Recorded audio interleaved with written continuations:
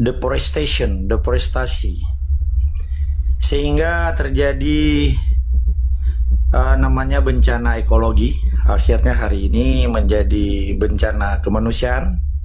Sekalipun dengan gema kita bisa bantu, kita mampu, kita ini, kita itu, luar biasa, dengan berbagai tebar pesona di antara para menteri sekalian presidennya.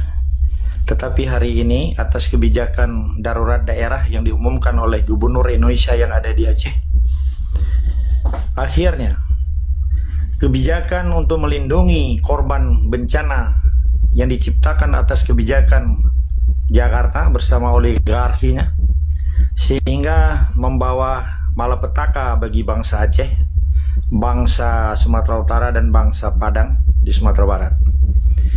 Ini semua mesti diurut atas kebijakan yang diambil, tidak pernah dilakukan dan tidak pernah dianalisis apa yang disebut dengan AMDAL, analisis dampak lingkungan, sehingga hancurlah lingkungan.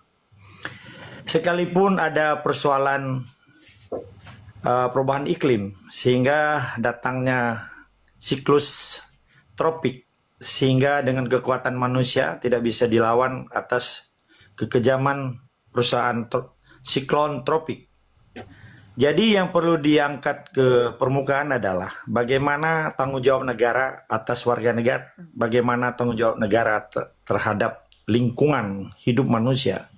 Ini pertanggungjawaban yang hari ini belum jelas, yang disibukkan oleh berbagai aktivitas ekonomi, salah satunya proyek-proyek sumur bor dengan harga 150 juta, dengan proyek-proyek pembayaran honor TNI yang bekerja susah payah di sana, dibayar 165.000 per orang per hari.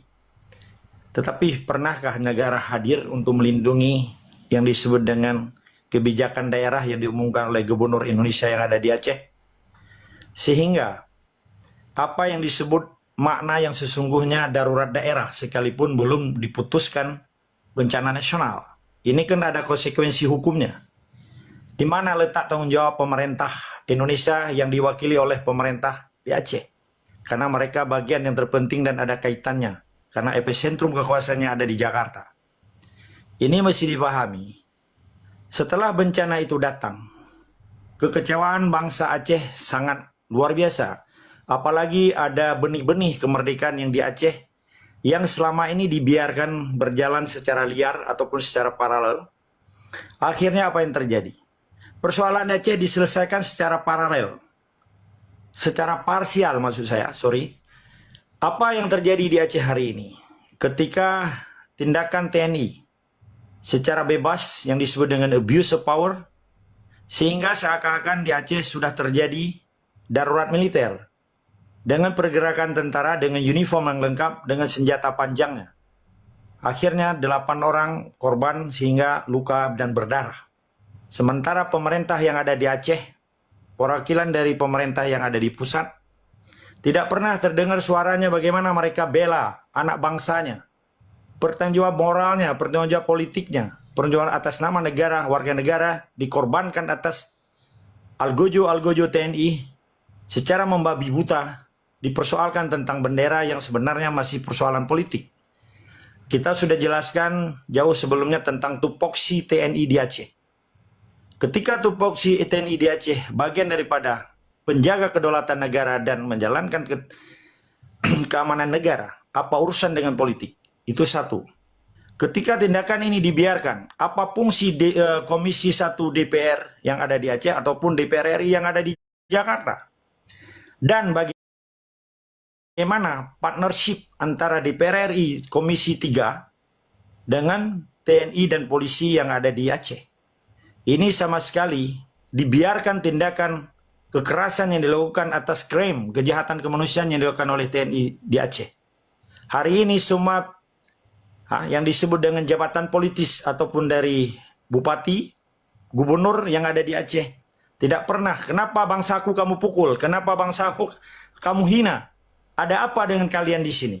Dan dominasi TNI yang di tempat banjir-banjir itu Itu bukan bantuan namanya, itu tugas negara yang ditugaskan oleh negara dalam persoalan bencana. Malah mereka dikasih honornya. Jadi yang perlu kita pertanyakan hari ini kepada negara, di mana letak tanggung jawab mereka.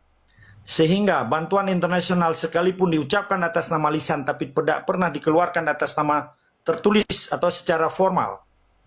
Hanya sebatas diucapkan boleh NGO masuk Aceh, boleh ini, boleh itu, tetapi formalnya mana? Secara formal dan secara atas nama negara.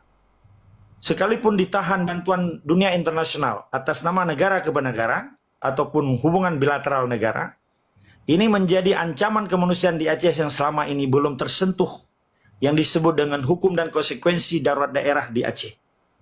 Seorang gubernur telah menyatakan hingga berlaku sampai 8 Januari.